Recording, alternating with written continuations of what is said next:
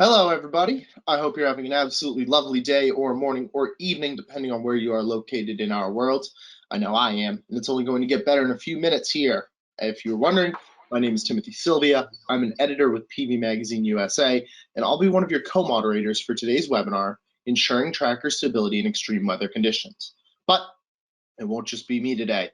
Joining me are a quartet of expert presenters, Gonzalo de la Vina, head of Trina Solar Europe, Marcus Cerezo, TrinaTracker engineer, Cruz Areso Chamorro, TrinaTracker civil engineer, and Marcus Falls, managing director at SBP Somme.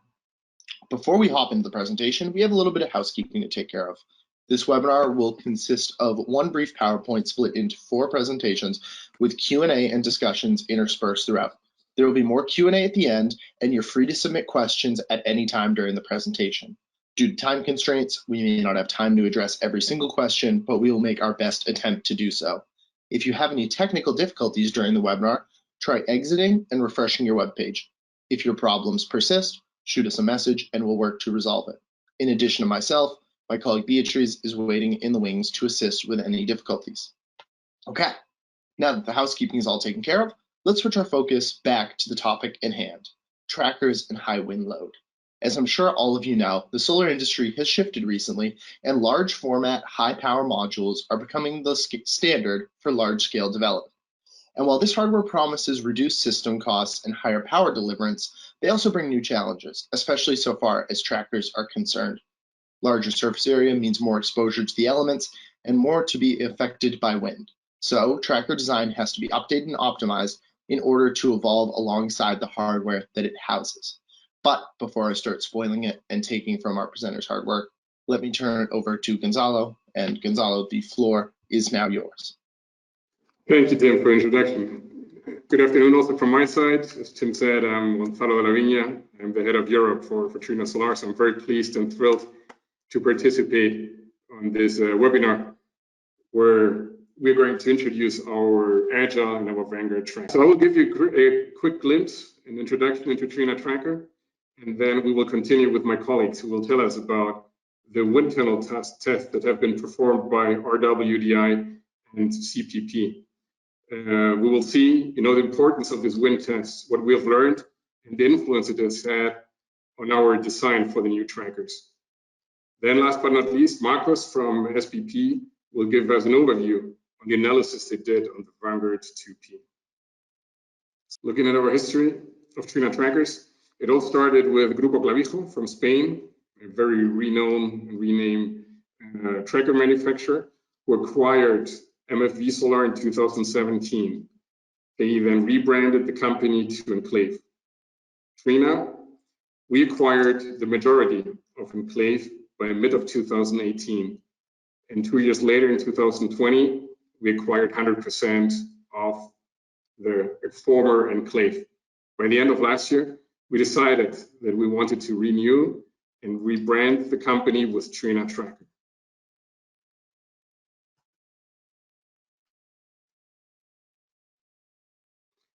The setup of TrinaTracker is quite impressive. We have an experience of more than 17 years. We're active and we have installed trackers in more than 40 countries globally, and we have commissioned more than 6 gigawatts of trackers. We have production centers in Spain, in South America, and since last year also in China. Offices all over the world, in Europe, in the Middle East, United States, Latin America, Australia, and China. And of course, here you have to add also the offices we have on the Trina Solar side, since all the module sales teams are also selling trackers. So the list of offices is actually, theoretically, much more longer than what you can see here.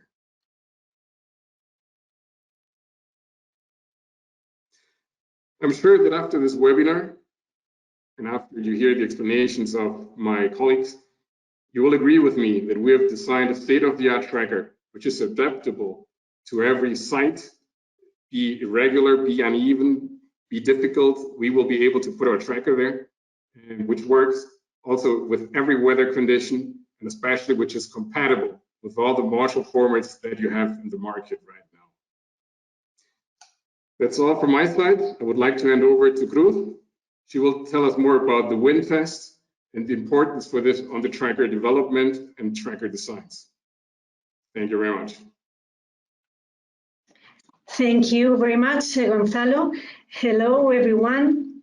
In this section, I want to talk about the main problem in tracker design that causes so many headaches.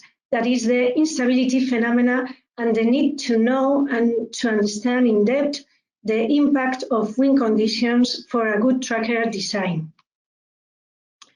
We need to adapt to new conditions of the industry, highly competitive, like the use of large format panels. And at the same time, we always want to reduce cost, adjusting weight of the structure, since a small adjustment has a significant economic impact, and also trying to use section easily available in the market. But here a problem arises. Larger modules mean higher risk of instability, higher loads, and higher reactions. And all these factors lead to the development of new designs, more robust, with stiffer posts, stiffer tubes to control instability. Our designs, Vanguard 2P and Agile 1P, are able to adapt to wind conditions at the same time to large format modules. And what is needed for a good, reliable, and robust tracker design? What we have to do is study in depth the structural behavior against the wind action. We know that single-axis trackers based on a central tube simply supported on posts are prone to torsional instability against wind pressure. We have observed that below a certain wind speed, static analysis applying the dynamic amplification factor is enough to design a structure. But above that speed, the aerodynamic effects begin to increase exponentially with wind speed. And above the critical value, start to appear and control torsional oscillation. It's complicated to structure the dynamic phenomena that can be generated in this type of light structures so close to the ground. For calculation, wind loads are divided into two components, a steady or mean component and a fluctuating component. The last one, the fluctuating part, is due on one hand to the turbulent wind component and on the other hand to the structure's own motion. This fluctuating component takes on an extremely important role above certain wind speed, especially in these structures that are flexible and with low damping factors. With all of this in mind, we can consider three dynamic mechanisms that can lead to instability or failure of the structure. Flutter, torsional divergence, and resonant vibration. Flutter is self-excited oscillatory instability, generally starting at the end of the row, that once initiated, the motion can increase until wind speed reduced or until the failure. In torsional divergence, the rotational deformation increases the angle of attack, which in turn increases the aerodynamic torsional moment and in turn increase the angle of attack, and so again. This increase in the moment value can exceed the torsional resistance and cause the failure. In resonant vibration, the vortex setting from upwind rows increase the buffeting response of downwind rows.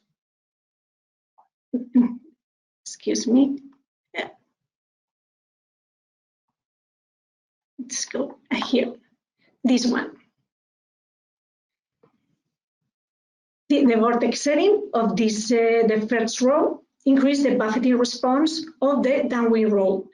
This effect is related to torsional frequency and to the damping. Well, once we have seen shortly the most important types of instabilities, it must be said that its study is not simple.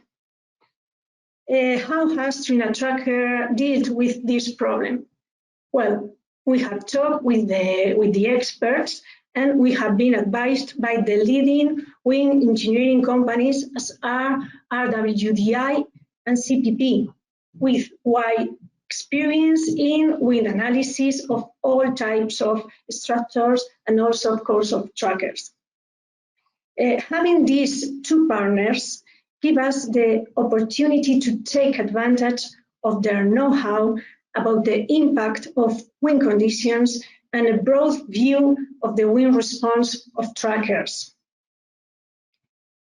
TrinaTracker has carried out the 3 possible tests for the complete analysis of the wind response of tracker, which are the pressure model test, sectional model test and numerical analysis, and the full aeroelastic test. In the pressure model test, this test reports the static wind loads coefficient.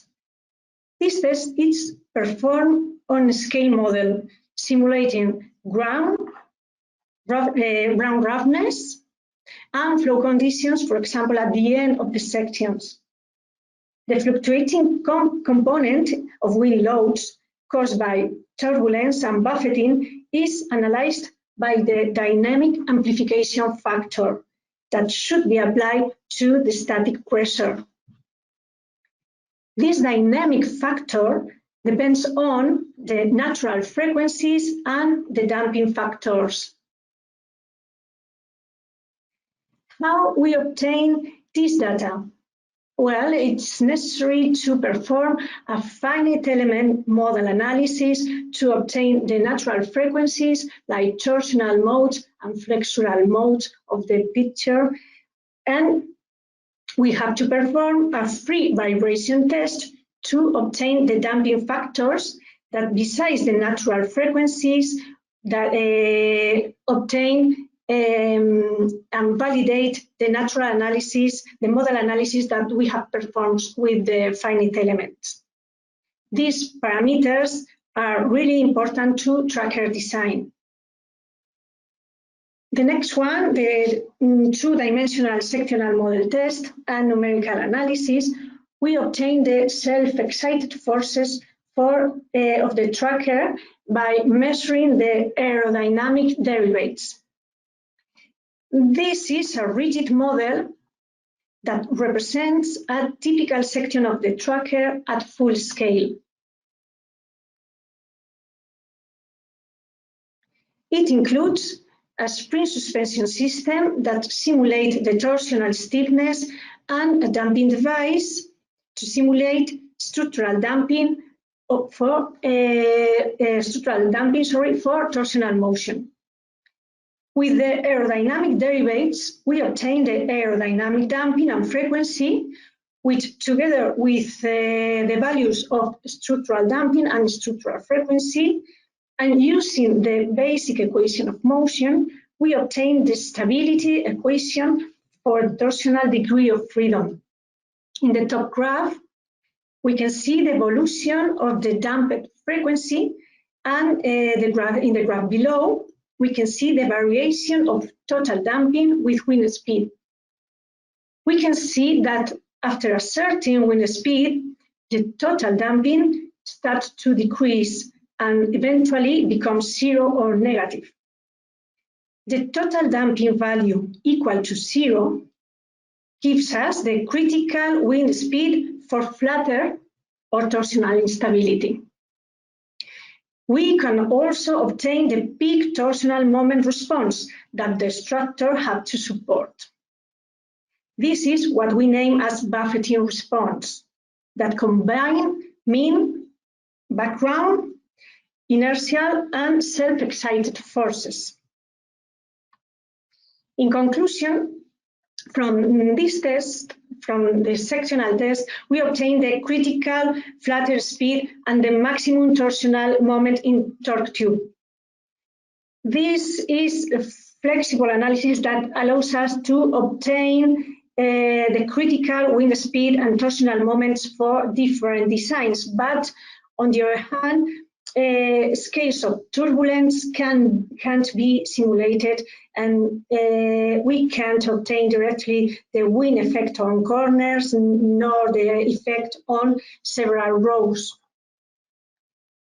Well, with the full aeroelastic model test, this test overcomes these limitations and analyzes torsional instability using aeroelastic models with several rows.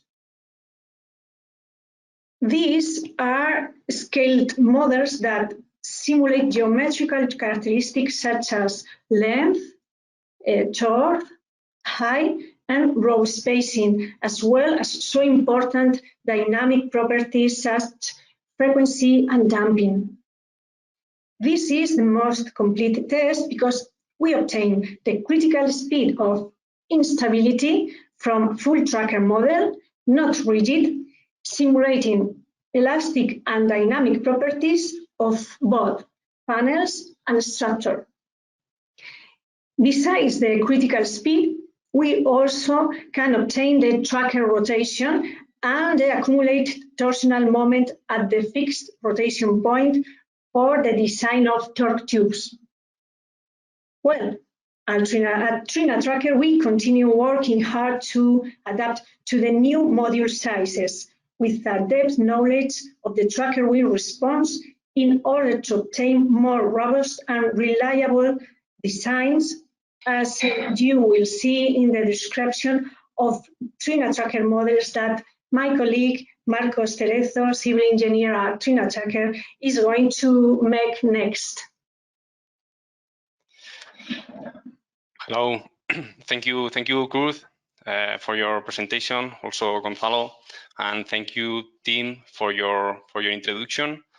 This is Marcos from TrinaTracker Engineering Department, and I have been directly involved in the development of the wind tunnel test and also the design of the trackers.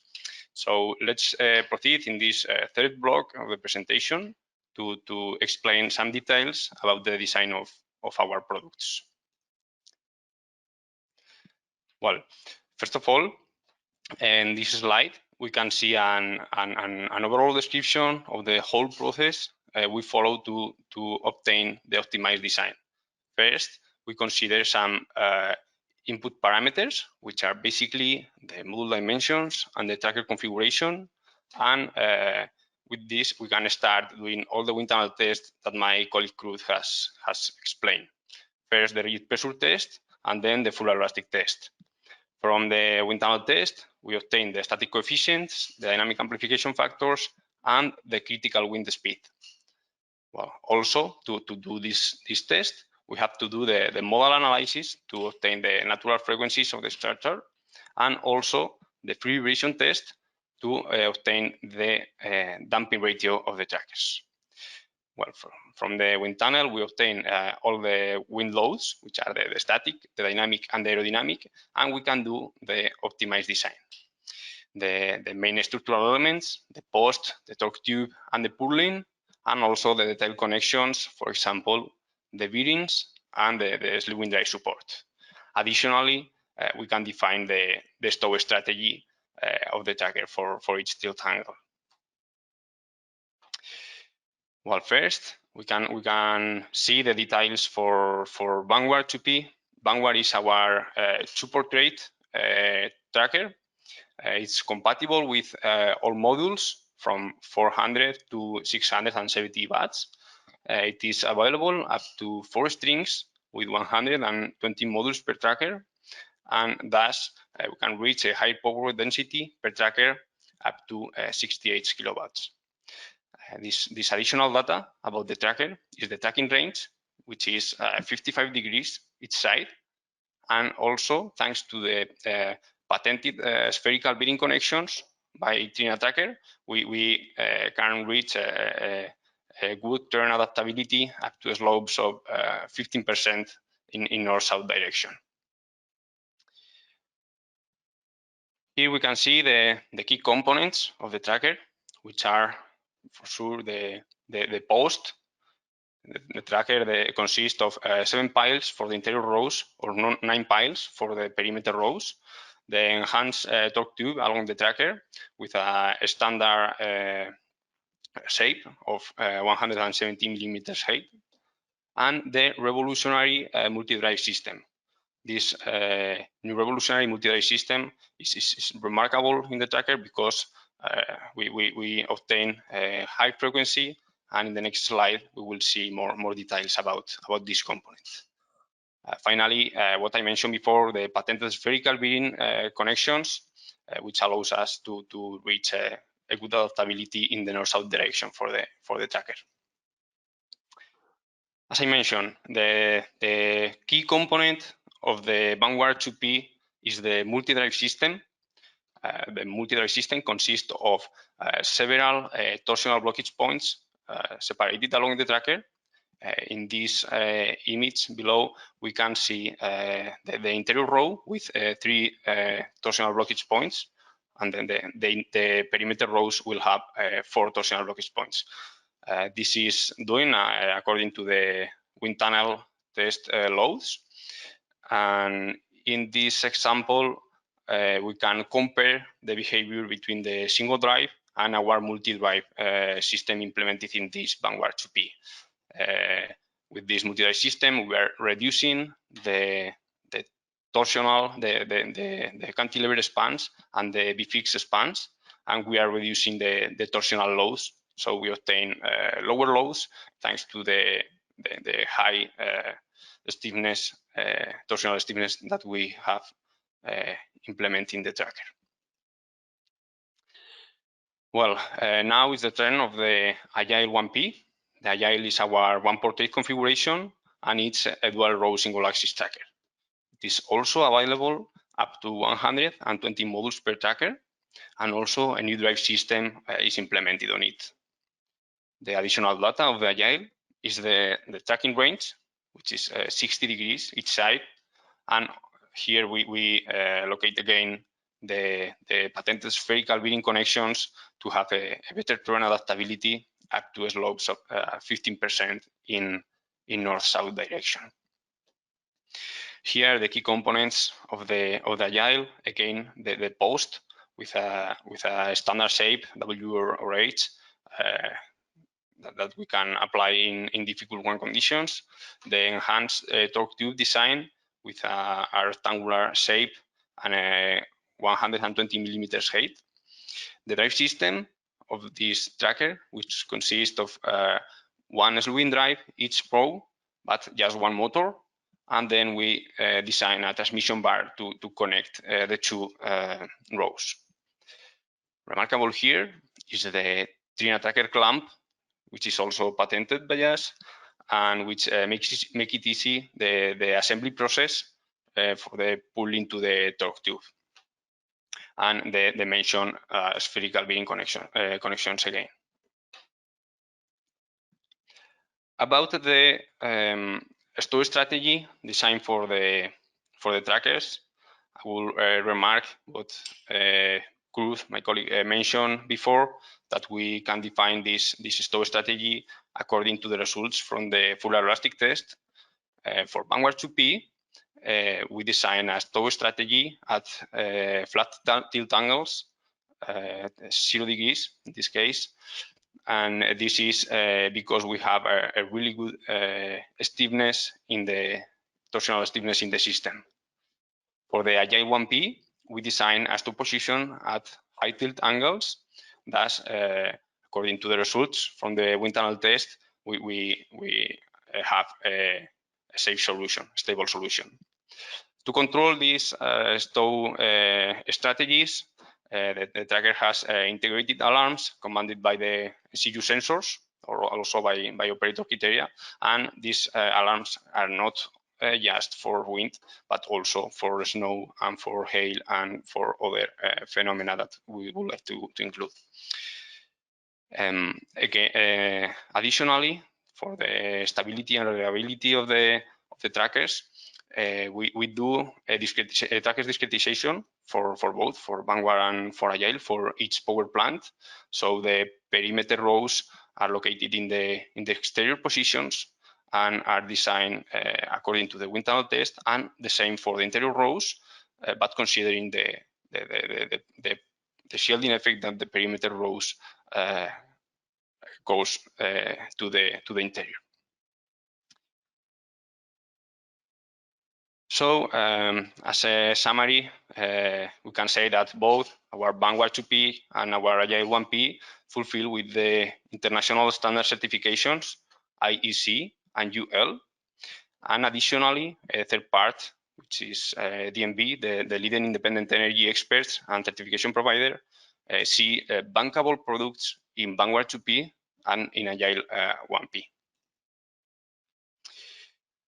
We have talked about the design, the structural design of the trackers, and now I will mention a couple of slides about the software that Trina has implemented on the trackers.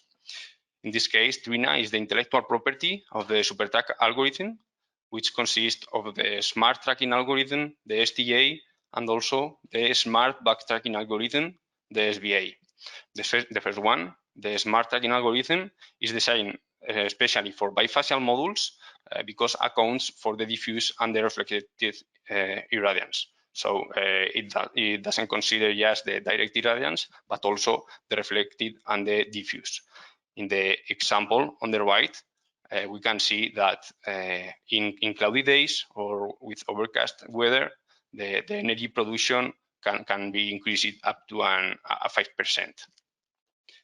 About the second algorithm, the smart backtracking, ensure the module shadings avoidance at all times, accounting for complicated terrain variations. So in the example on the right, we see that it is more effective at dawn and at evening, where the shadows between the rows of a power plant occurs. So considering the smart backtracking algorithm, we can say that the energy production is increased up to a 3%. Totally, we can say about an 8%.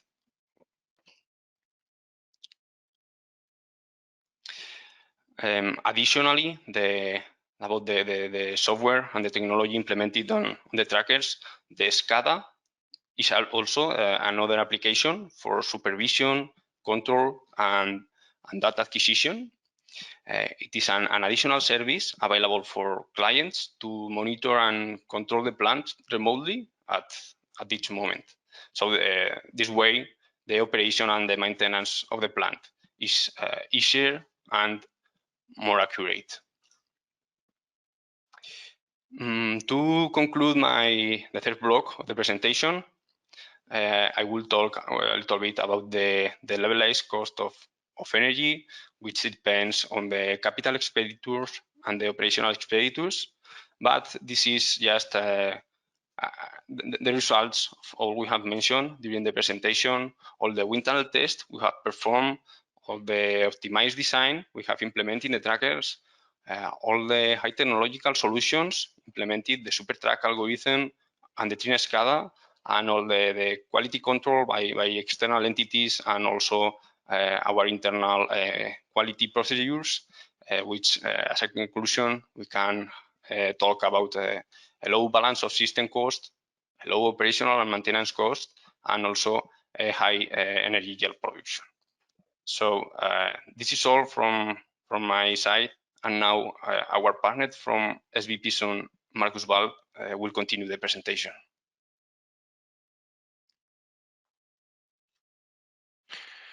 Hello, everybody. This is Marcus Ball speaking of Schleich Bergemann & Partners. I'm from the SPP Sonne GmbH, and I'm happy to talk and to be invited into this webinar today, as it makes me very happy that the title, Ensuring Tracker Stability in Extreme Weather Conditions, marks an important step in the tracker industry. especially as the tracker industry and also TrinaTracker have moved on and are now proposing safe technologies to secure your investment. Unfortunately, this was not always the case like that. We as structure engineering experts were involved in several root cause analysis of failing trackers that hardly reached moderate wind speed, despite of the fact that it should be actually designed for extreme wind conditions. So the title here is absolutely correct. Tackling the extreme wind conditions and making the structure safe is absolutely the right way. So this important and difficult subject has been addressed by many of the tracker companies and also especially TrinaTracker. And that means that the solar industry, especially tracker, can now move on and boosting the market and the industry with safe technologies. So let me introduce our company a little bit, what we are doing.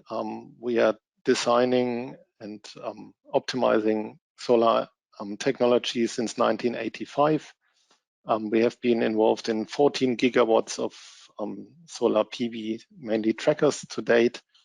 And we are about 20 highly qualified engineers in the field of structure engineering. We do work on fixed tilt systems as well as two-axis tracking and one-axis tracking systems. So as the trackers are the biggest share in the market, obviously there we also have our most experience. However, we also work in building integrated photovoltaics and agro photovoltaics and floating PV systems, as well as several CSP technologies. So despite the structure engineering technology that we have loads of experience in structure engineering, but also because it's driven technologies, we have mechanical engineering experts. We know about the electrical side of the system and a lot about mass production and the mass production which is actually required for tracker technologies because it's high volume manufacturing always involved. At the same time, to be able to check out those technologies and to optimize them, a lot of information about meteorologics and solar radiation is required, and therefore the expertise for that is also in-house to be able to optimize. So we got involved with the TrinaTracker technology, specifically the Vanguard system, the 2P system of TrinaTracker. And as Cruz and Marcus already explained before, the Vanguard system has a multi-drive system where torsional moments are actually shared between several posts without the torque tube having to take the torsional load over long distances. So that actually results in a very high torsional stiffness of the system. And this automatically reduces or prevents most aerodynamic instabilities, especially divergence. And also the high natural frequency that can be achieved by that system enables a 0-degree stow position because there's no rocking if you can lock the system at 0. And the 0-degree and what is put on the Vanguard system enables also to reduce the cost of steel because it can take much lower CP factors of the system itself in the design. So especially the last point of reducing the cost is very critical, especially as the steel price is currently rocketing. A fundamental understanding of the system behavior is really compulsory. So thank you very much for Cruz and Tim to crack this complex problem in detail and keep up the good work. So thank you very much from my side. And herewith, I would hand over to Tim, and we are all looking forward to your questions. Thank you very much, Marcus. And yeah, I agree. Like you said, I think we're all ready to get into some questions here. So if there's anything anybody else wants to say before we hop into that, I can hop in with the first question. And the first one here is regarding the SuperTrack algorithm, what's the difference between the smart tracking algorithm and the smart backtracking algorithm? Yeah, hello, hi, thanks for the question, Tim. I would like to ask the question. Both algorithms refer to or are designed to obtain a better gain of energy production, but the smart tracking algorithm accounts for the to obtain the not just the direct irradiance of the sun, but also the indirect. So the algorithm modifies the tilt angle of each row in order to account for this effect. So thus there is an increase in the energy production. But the smart backtracking do the same, modifies the tilt angle of each row, but in order to avoid the shadows in the modules. So both algorithms are designed for the same objective, which is to obtain a greater energy production from the modules, but accounts for different effects. Absolutely. Thank you for that response here. We'll keep it rolling because we're trying to get as many questions in as possible. Here to ask that it's known that 1P and 2P could have different wind tolerances. What are the steps that need to be undertaken to assess wind impact on the tracker on a site basis? Kind of in other words here, what would you recommend to a client to perform to select the right wind tracker configuration while mitigating any high-risk failures? So kind of things on the pre-development side that they can do to assess the right orientation for them. Yeah. There are many points regarding this issue. It is not easy to focus on or to make the decision to decide to 1P or 2P. But for example, the wind speed is not the main point here, because in our case both trackers can withstand these high wind speeds that we can find in the local standards. But the parameters that we will have to take into account is, for example, the snow in the tracker, which, for example, in our case, the Agile is stowed at high tilt angles. Thus, the snow load will be lower. Or also we must consider the ground conditions, because, for example, in our case, Vanguard 2P has a lower number of foundations in comparison to 1P, to the Agile 1P per tracker, per megawatt. So if we have bad ground conditions, we must think in considering the Vanguard 2P. Or, well, there could be other parameters, like if we have bifacial modules. In this case, the Vanguard 2P is higher, and there are no shadows in the modules due to the torque tube. So the energy production by the backside of the modules will be greater. And well, there could be others, like the layout, which tracker fits better in the layout, or any other. But I think these are some of the main parameters to consider. Mm-hmm. Absolutely. Next up here, we have a more kind of hardware specific question, and that is what can be done with the bar connecting the two rows in Agile 1P for potential maintenance down the line, or just general maintenance tasks?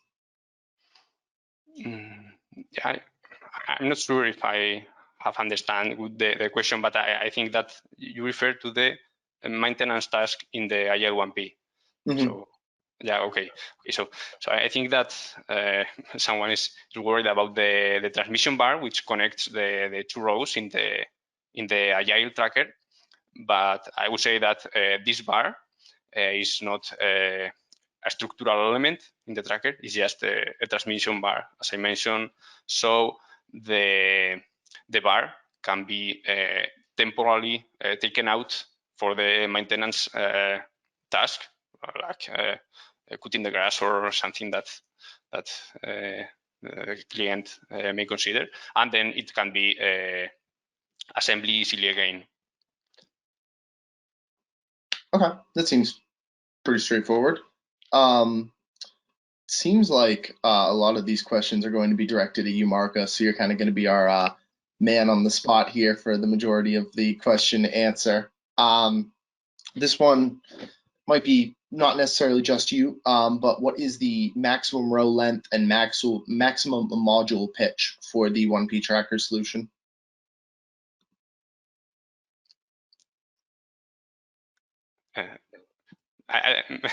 Maybe could well, if you want, you can add something, but yeah, the tracker length and the input parameters to design the tracker are in the come from the wind tunnel test. So the wind tunnel tests have some limitations, so that the tracker can be as long as we want or with the length of the panels that we want. So this is why we have to design a tracker for some dimensions. No? We cannot go to an infinite tracker. For example, in both, I can remember that more or less the maximum tracker length is 68 meters. So then we can consider some tolerance to apply, but as an average, I would say that is 68 meters. Good concrete answer there. Let's see, there's another, getting into a couple of kind of structural questions here. And someone was asking what the specific structural purpose of linking in the linking to 1P rows is. Is it for lateral stability, or are there other operational reasons or logistical reasons for that? No. It's not. Well, as I mentioned, it is not structural. Our Agile 1P one is a dual row tracker. This is that each row is structurally independent, but they have just one motor for the two rows. Thus, we design a transmission bar to connect the two rows. This is why, as I said, that we can temporarily unassembly the transmission bar and then locate it again. So because it is not an structural element. Mm-hmm. Maybe I add to this. I think, Marcus, it's mainly related to bring the cost down and to reduce the OPEX. Also, the operational maintenance costs are related usually to drive elements. And if you leave one off, you have less. So it's quite a clever idea to do that. Absolutely. It's just a part of the optimized design that we have done for Agile 1P. Mm-hmm. We had actually a couple of questions here regarding damping, and I think kind of the one that encapsulates them all best is how is damping ensured under gusty wind conditions? Are there any dampers pre-installed, or kind of how is that taken care of?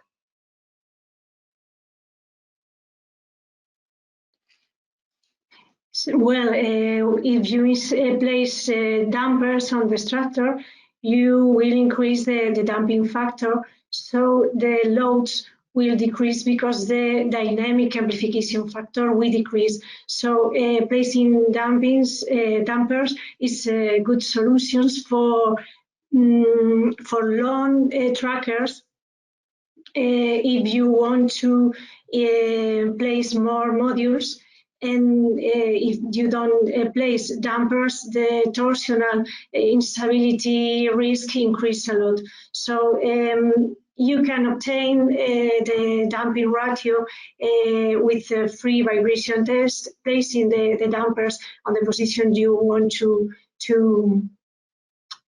place in the post, and this solution can be a good solution if you need to increase the length of the tracker. And the risk of instability decrease and the loads that you have to apply to the structure decrease. So the result is a good result. You have to make a balance between the cost of dampers and the cost of the reduction of steel. And in this balance, you can take a good decision of what solution you can take. Thank you, Cruz. I'm glad that we're starting to spread out these answers here a little bit more. I know we got you and Marcus there involved instead of just Marcos. We've actually got a few questions here about stow position that I'd like to get into kind of consecutively. So the first one is how, when you know a storm's coming, right at the onset of a storm, how do you distinguish between whether that will be a hailstorm or maybe a snowstorm? And why do these different kind of weather events require their own unique stow positions rather than a universal stow?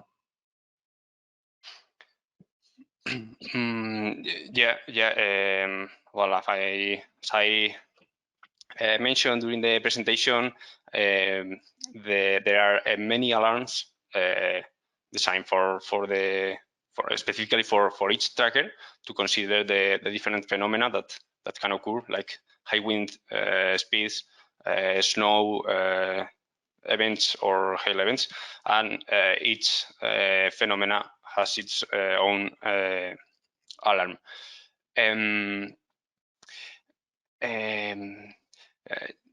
Yes, about the stow position for snow, for example, for each tracker is the same as the wind stow position. So this is why I mentioned before that having a tracker tilt at high tilt angles could be a benefit for locations where high snow blows are. And for hail events, the optimized tracker stow position is also at high tilt angles, so the hail don't impact directly on the module surface. So in this case, well, Agile would be also a good solution, as Vanguard that also has its own hail alarm. So yeah, as a summary, there is a stow position for each event, and well, every alarms are implemented on each tracker. Staying sort of here with the for the stow position kind of questions. Why are these stow positions different for Agile 1P as compared to Vanguard 2P? Well, this is a good question, but it's not an easy question to answer. But it has a reason. Well, as Kurt explained during her presentation, the stow position of each tracker is defined according to the loads from the wind tunnel test. For the design, we consider the static, the dynamic, and the aerodynamic loads. So each tracker is designed according to the loads measured on the wind tunnel test. Thus, our Vanguard 2P don't have the same loads as our Agile 1P. This is why we design the best stow position for our Vanguard 2P at 0 degrees, and we design the best stow position at high tilt angles. In this case, is 45 degrees for our Agile 1P. In the design step of each tracker, we we decide, for example, for Vanguard that we wanted a stow position at 0 degrees, and this is why we implement the multiray system, which increase the torsional stiffness of the tracker. So the theory and the state of the art and all the papers said that if you want a tracker stow at 0 degrees, you have to increase the stiffness on the tracker. And the same for the Agile. If you want a tracker to be stowed at medium or high tilt angles, you have to improve the damping of the system, but also you have to take care of the static loads, which may penalize your design. So as a summary, each tracker has its own stow position, because each tracker is designed according to the wind tunnel test results obtained for each tracker. Mm-hmm. Thank you, Marcos. We actually have a question that's not directly addressed at you, Marcos. This one is for Marcos. How does SPP optimize and help Trina on their tracker design? At first, we get a design presented by TrinaTracker, so we get all the information and get into detailed discussion. We build the same structural model. We review the wind tunnel tests, the statistical wind loads of the site, to then make an independent check if we would get to the same results and conclusions of their technology. So that means, do we have the same natural frequencies? Do we use the same damping ratios? Sometimes we even get damping ratios of the technology at question tested with external tests or information that we self-evaluate, to be able to say that in the end, the information which comes from the wind tunnel, from the wind load itself, and the structural model is sound. Because usually the biggest problem is that information doesn't match to each other, and that systems fall in between some things. And that's the way how we start the check, which was done by our experts together with TrinaTracker. And it was a quite smooth process. And therefore, yeah, thank you very much.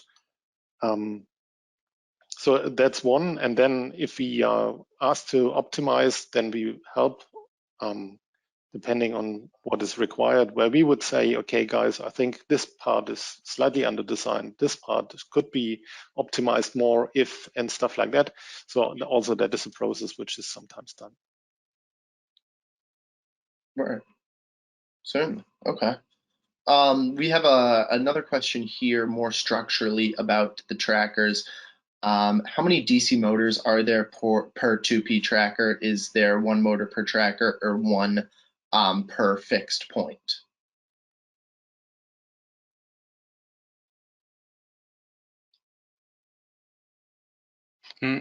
Sorry, Tim, I think the question was made for me, but I didn't understand properly the question. Could you repeat, please?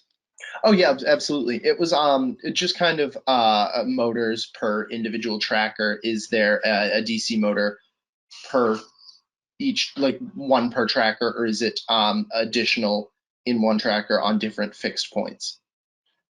Yeah, okay, thank you. No, the design of the Vanguard 2P consists of the multiray system, which is 3 or 4 torsional blockage points to resist the torsional wind loads, but there is just one motor per tracker. So there is also a transmission bar to connect all the linear actuators, but more than one torsional blockage point, but just one motor per tracker in Vanguard 2P.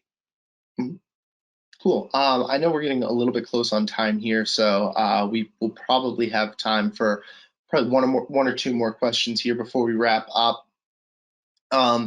This next question is more about kind of proven in the field nature, and that is, what are the max sustained wind speeds that 1P and 2P can withstand in stow positions? So once they're out in the field, once they're operating, what is the maximum wind load in stow that they can they can withstand? Yeah, I think I can answer this question also, and then maybe Klub she would like to add something or not. But I would say that there is not a maximum wind speed. We cannot talk about a specific number.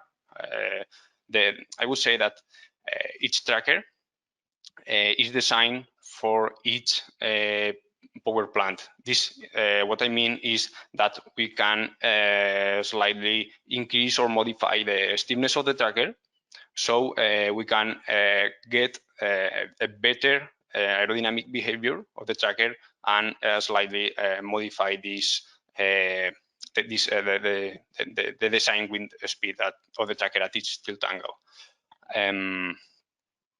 I will remark just that in both trackers, in our two products, in Vanguard 2P and in Agile 1P, both trackers can withstand the maximum wind speeds that we can find in the local standards in each place. So now our trackers are stable and reliable solutions regarding this topic. So yeah, and yeah, just yes, to add well, Max, I want to say the same that you said, that the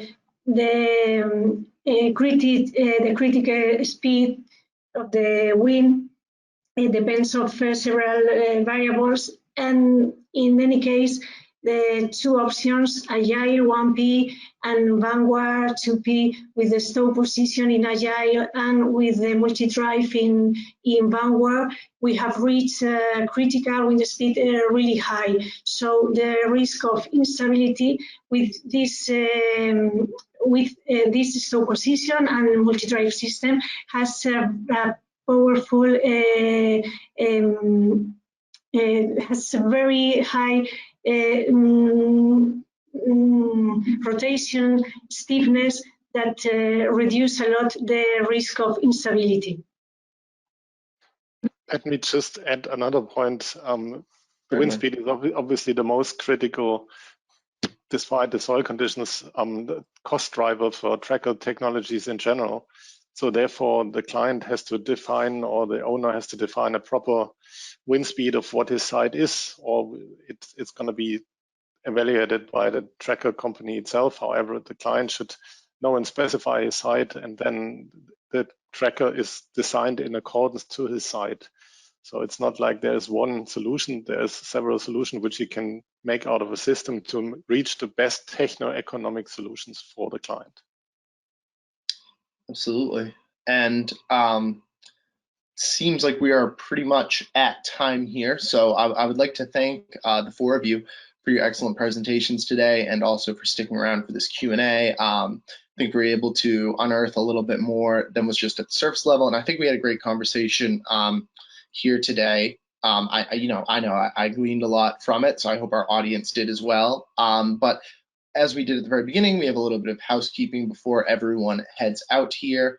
And so that should be popping up on your screen shortly, and there it is. We have some of the latest PV Magazine news, both print and online. So if you scan the QR codes on each of those stories there, it will pull you directly up to it. Or if you want more of PV Magazine monthly, you can scan that QR code or go to our PV Magazine/webinars for a decreased subscription for PV Magazine. But if you are just here for webinars, and webinars are what you are about, that is great, because we have a couple coming up for you. We actually have one tomorrow on the 20th of July 2021, and that is bringing clean energy to local communities, the O'Brien Solar Project. That's one I know that we are developing in, or that we're putting on in conjunction with Madison Gas and Electric, which is a utility out of Wisconsin. And then on Thursday, July 29th, we have how U.S. solar companies can manage supply chain risk following customs WRO on Hosign. And if you'd like to see more webinars, we have another QR code there for our upcoming webinars. And before we head out, I would like to ask all attendees that are still here to please fill out the survey that will be provided to you after this webinar. It helps us to develop webinars that are more in line with what you are interested in, and it helps us deliver to you, the best content that we possibly can. So one more time to all of our presenters and our attendees today, thank you so much for your time today. I know I really appreciated it, and thank you.